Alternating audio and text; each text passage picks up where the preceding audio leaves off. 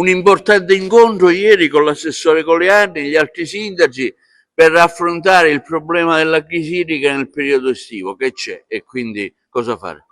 Allora, innanzitutto grande unità dei sindaci, perché quando si combatte per i nostri diritti primari chiaramente non c'è colore politico e tutti quanti ci siamo recati a Palermo, dove il governo deve assicurare alla provincia di Agrigento la fornitura d'acqua e naturalmente un adeguato servizio per quanto riguarda i rifiuti. Ma entriamo nello specifico. A differenza degli altri anni non veniamo da una stagione di siccità, quindi gli invasi sono pieni.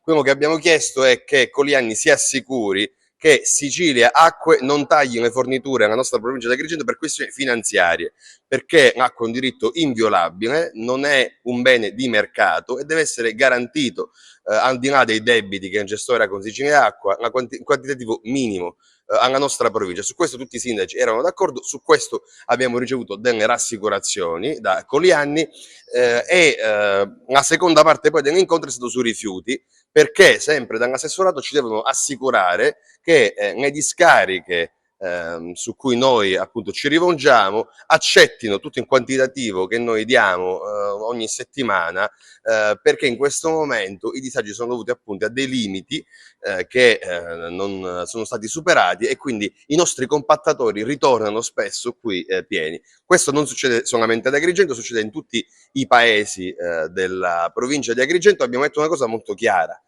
se le rassicurazioni che ci hanno dato ieri non verranno disattese, se verranno disattese, noi siamo tutti pronti a consegnare la nostra fascia tricolore, perché chiaramente come cittadini ci troviamo oggi a essere in front office dei cittadini a cui vogliamo dare risposte, facciamo un lavoro incredibile, pensate a un lavoro che si è fatto in questo momento anche per regolarizzare tutti i contratti idrici, ma se poi il problema appunto arriva da fuori, non dipende da noi, dobbiamo avere assolutamente delle rassicurazioni da Palermo. Ci sono state date, siamo appunto pronti anche a gesti eclatanti, perché qui non si rimane più neutrali, ma qui si combatte a fianco dei cittadini. Ultima cosa che voglio dire è questo, ed è un suggerimento che do ai nostri cittadini di Agrigento. La situazione in questo momento non è di emergenza, siamo lì per lì.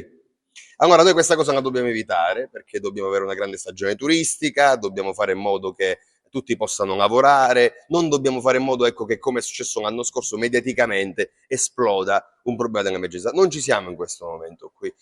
Sui rifiuti ho già fatto questo appello: differenziamo, perché differenziando riusciamo a gestire meglio tutto, ad abbassare i nostri costi e soprattutto, proprio l'altro ieri, nonostante i nostri mezzi siano davvero scarsi in questo momento perché sono pieni, sono riuscito a far andare avanti qualche bonifica, no? Per queste micro discariche che si creano. Ecco, c'era un Vianicone, devo dire che con grandi sforzi abbiamo fatto, adesso ce n'è subito un'altra a 50 metri in avanti. Ecco, questi sono comportamenti che devono essere puniti. Con la polizia ambientale stiamo incrementando i nostri lavori e cominciando anche tutte le pratiche necessarie per riscuotere queste multe che vengono fatte, che da quanto ho capito in questi giorni, negli ultimi anni, sono state parcheggiate.